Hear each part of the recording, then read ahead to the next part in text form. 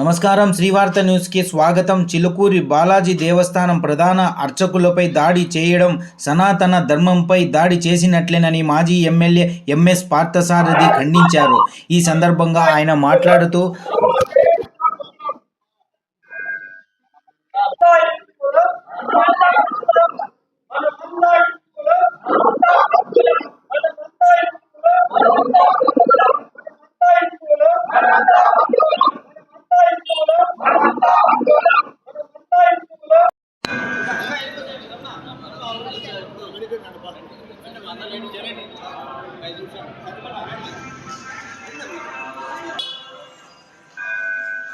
ఈరోజు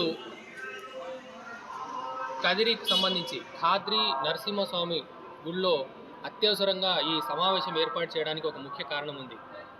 అదేంటంటే చిలుకూరుకు సంబంధించి బాలాజీ టెంపుల్లో ఒక ప్రధాన అర్చకులు స్వామీజీ అయినటువంటి వారి మీద కొందరు వారి యొక్క స్వార్థము లేదా అది ఏ ఆలోచనతో చేశారో కానీ దాడి చేయడం అనేది నిజంగా భారతదేశం యావత్తు నిస్సిగ్గుగా తల ఉంచుకోవాల్సిన పరిస్థితి. నిజంగా మనం భారతీయులు 145 కోట్ల మంది భారతీయులు నివసిస్తున్నటువంటి మన దేశం యొక్క సంప్రదాయము సంస్కృతి అనేది ప్రతి ఒక్క భారతీయుడు అలవర్చుకోవాలి.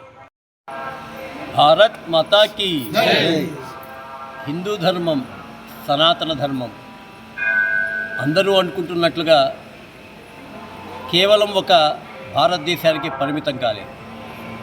యావత్తు ప్రపంచానికి కూడా శాంతిని అందించేటువంటి యొక్క ధర్మంగా హిందూ ధర్మం ఉంది. అందుకే హిందూ ధర్మంలో ఉన్నటువంటి ఎన్ని మతాలైనా వారు ప్రతి ఒక్కరూ చెప్పేటువంటిది సర్వే జనా సుఖినో భవంతు, అందరూ బాగుండాలి. అందరూ అనేటువంటి దాంట్లో హిందూ ధర్మంలో ఉండేటువంటి వైష్ణవ మతం, శైవ మతం, వీరశైవ మతం, గాణాపాత్య మతం, నాస్తిక మతం కూడా ఉంటుంది, ముస్లిం మతం కూడా ఉంటుంది. ఈ దేశంలో ఉన్నటువంటి కానీ లేకపోతే హిందూ ధర్మాన్ని ఆచరించేటువంటి క్రైస్తవ మతము ఉంటుంది, సిక్కు మతము ఉంటుంది, జైన మతము ఉంటుంది, బౌద్ధ మతము ఉంటుంది, వీరశైవ మతం కూడా ఉంటుంది. మతాలు వేరు, అవి వ్యక్తుల ఆధారంగా వస్తాయి, భగవంతుని యొక్క ఆధారంగా వస్తాయి. మొత్తం సృష్టికర్త ఆధారంగా ఉండేటువంటిదే సనాతన హిందూ ధర్మం.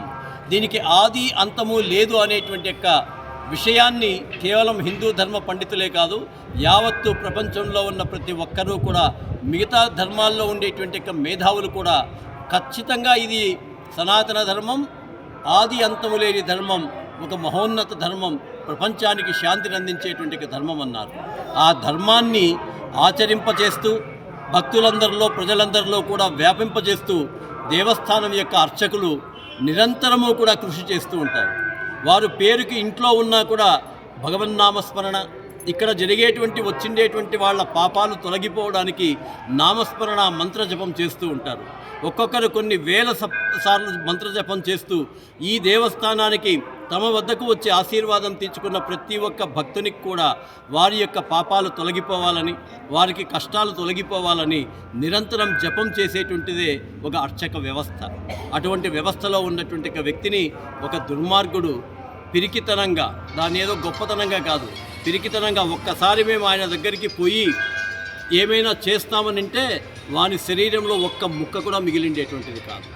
ఏదో మాట్లాడతామంటే వారు గౌరవంగా వచ్చి మాట్లాడమన్నారు. మాట్లాడుతూ ఆయన మీద దాడి చేయడం జరిగింది.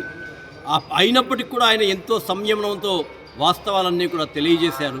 ఆ పనికి మాలినటువంటి విధవ వాని పేరు కూడా చెప్పడానికి మాకు ఇంట్రెస్ట్ లేదు, కానీ ఇప్పటికే అతన్ని అరెస్ట్ చేయడం జరిగింది. మిగతా వాళ్ళని కూడా అరెస్ట్ చేస్తారు. అయితే కఠినంగా వీరికి శిక్ష ఉండేటువంటి విధంగా న్యాయ వ్యవస్థ తీసుకొని రావాలి. ఎప్పుడు కూడా న్యాయ వ్యవస్థలో ఇట్లాంటి దుర్మార్గులు చేసేటువంటి తప్పులకి కఠినమైన శిక్షలు ఉన్నప్పుడు మిగతా ఎవరూ కూడా అట్లాంటి సాహసం చేయరు. దానివల్ల సమాజం ప్రశాంతంగా ఉంటుంది. సమాజానికి అశాంతిని చేకూర్చేటువంటి ఇటువంటి వ్యక్తులు, ప్రత్యేకించి బాలాజీ యొక్క టెంపుల్, చిలుకూరు బాలాజీ టెంపుల్లో ఒక హుండీ లేదు, నో విఐపి, అర్చనకు టికెట్ లేదు, అభిషేకానికి టికెట్ లేదు, చెప్పులకు టికెట్ లేదు. ఎక్కడ కూడా హిందువులందరూ కూడా కలిసి ఆ యొక్క ధర్మ సంస్థాపన అనేటువంటి విషయంలో ఆ దేవస్థానాన్ని చూసుకుంటున్నారు. అందుకే హైందవ శంకారావంలో ఇది కేవలం చిలుకూరు బాలాజీకే కాదు, యావత్తు దేశంలో ఉండేటువంటి ప్రతి ఒక్క దేవస్థానానికి ఇలాంటి ప్రతిపత్తి కావాలని చెప్పేసి కోరుకుంటున్నాం. ఆ కారణంగానే కొన్ని రాజకీయ శక్తులు, వాడు జార్జి సోరోసో, లేకపోతే ఈ దేశంలో ఉండే కమ్యూనిస్టులో, ఈ దేశంలో ఉండే నాస్తికవాదులు, ఈ దేశంలో ఉండే దేశద్రోహులో, విదేశాల్లో ఉండే దేశద్రోహులో, ఇలాంటి విధవలందరూ కూడా కలిసి కుట్ర పన్నారు. వానికి ఎంత డబ్బులు ఇచ్చారో తెలియదు. ఆ కుట్రని హిందూ సమాజం మేల్కొని ధ్వంసం చేస్తుంది. భవిష్యత్తులో మీలాంటి వాళ్ళని ఏ హిందూ సమాజంలో ఉన్నటువంటి అన్ని కులాల వాళ్ళు కూడా ఐకమత్యంగా, అందుకే ఇంతకుముందే చెప్పారు, గడప లోపలే కులం, గడప దాటితే హిందువులం. అంటే ఆ హిందూ ధర్మాన్ని అందరము ఆచరిస్తూ ప్రపంచ శాంతికి మూలంగా ఉంటామని చెప్పేసి తెలియజేసుకుంటూ భారత్ మాతా కీ, భారత్ మాతా కీ.